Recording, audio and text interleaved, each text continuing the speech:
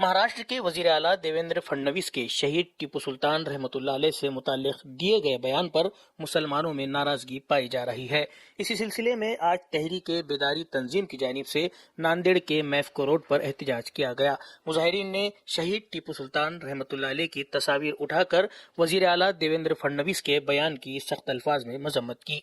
यह एहतजाज मिर्जा नवाब बेग की क़यादत में किया गया। इस मौके पर मिर्जा नवाब बेग ने कहा कि वजीर आला अपनी सियासी फायदे के लिए एक मुजाहिद आज़ादी का नाम इस मौके पर मिर्जा नवाब बेग ने कहा कि वजीर आला अपनी सियासी फायदे के लिए एक मुजाहिद आज़ादी का नाम बदनाम करने की कोशिश कर रहे हैं, जो कि बिल्कुल गलत और काबिल मजम्मत है। उन्होंने मुतालबा किया कि वजीर आला अपने बयान पर माफ़ी मांगे और इस्तीफा दे। एहतजाज में शामिल अफराद ने भी यही मुतालबा दोहराया और कहा कि शहीद टीपू सुल्तान रहमतुल्लाह अलैह की तौहीन किसी सूरत बर्दाश्त नहीं की जाएगी। इस एहतजाज में साबिक नुमाइंदा कारपोरेटर शेख अब्दुल्ला, शेख नूरुद्दीन, शेख बशीर लाला के अलावा दीगर अफराद भी शरीक थे। हजरत टीपू सुल्तान रहमतुल्लाह अलैह,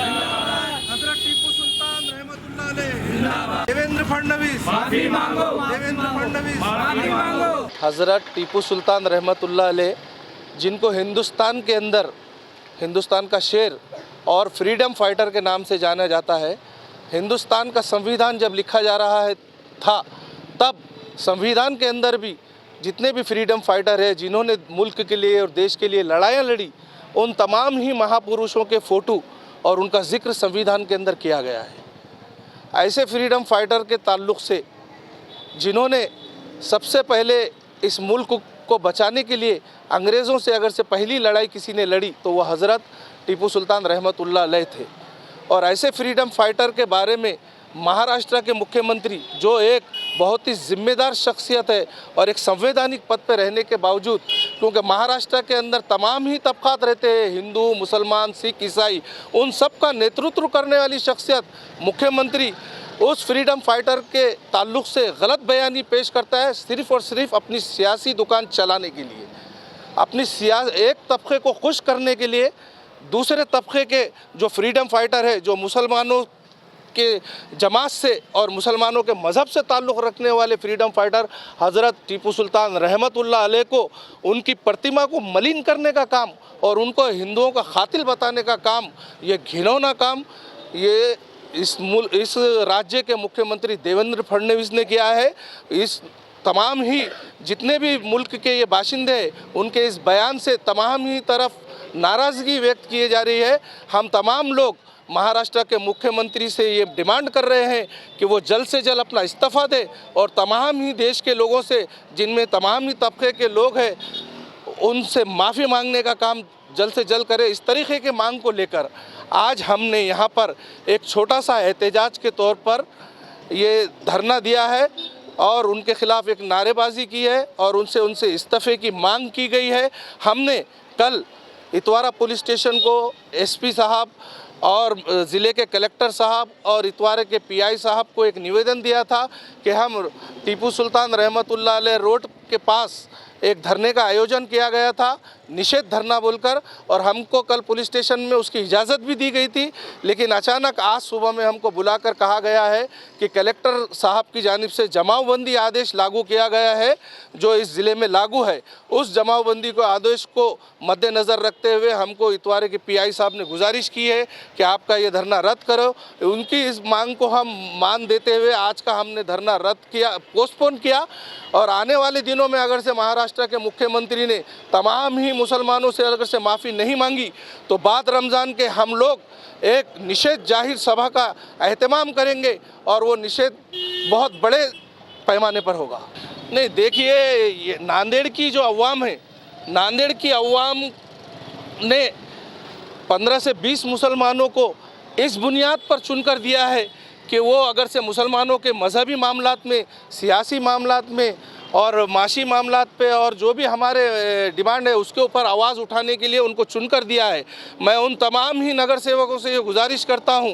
कि हज़रत टीपू सुल्तान रहमतुल्लाह अलैह की शान में गुस्ताखी की गई है, वो लोगों ने भी आवाज़ उठाना चाहिए और महाराष्ट्र के मुख्यमंत्री से माफ़ी का डिमांड करना चाहिए। कल हमने ज़िलाधिकारी एसपी साहब को और डीएसपी साहब को और पीआई साहब को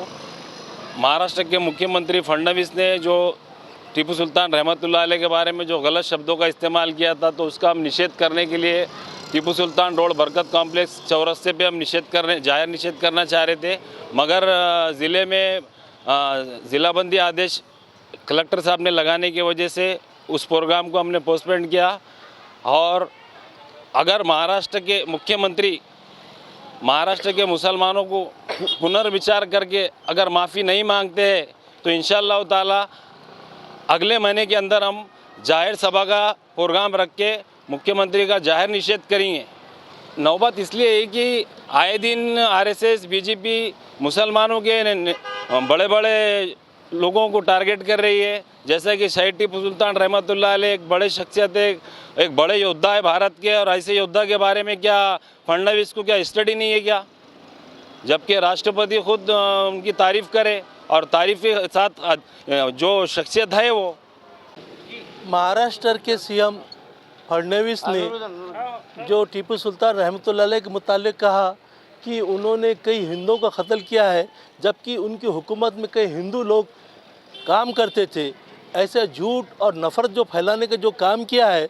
और प्रशासन को चाहिए कि सो मोटो एक्शन लेके 153 के तहत कार्रवाई करे। इस तरीके से 2002 में भी जो मीडिया ने जो गोधरा कांड के बाद झूठ परोसा था, उसकी वजह से झूठ और नफ़रत की जो तुम्हारे राजनीति खेली गई, हज़ारों लोग मारे गए गुजरात में, और अगर से सुप्रीम कोर्ट सो मोटो एक्शन लेता तो कई लोग की जानें बचती थी। और ऐसी जो नफ़रत जो हमारे भारत में पैदा की जा रही है, जबकि हमारे संविधान में एकता अखंडता को बरकरार रखना चाहिए, और मुसलमानों को जो टारगेट किया जा रहा है, इस पर सुप्रीम कोर्ट और प्रशासन ने इस पर नोटिस लेना चाहिए कि उनके जुमले क्या थे कि उस बादशाह ने हिंदुओं को कत्ल किया है। इतनी नाजायज़ और नफरती बात उन्होंने की है, और मैं चाहता हूं कि तुम्हारा हाई कोर्ट हो या सुप्रीम कोर्ट सो मोटो एक्शन लेके उन पर 153 की कार्रवाई करे। मैं इतना कहता हूं, और ये कहता हूं कि देवेंद्र फडणवीस ने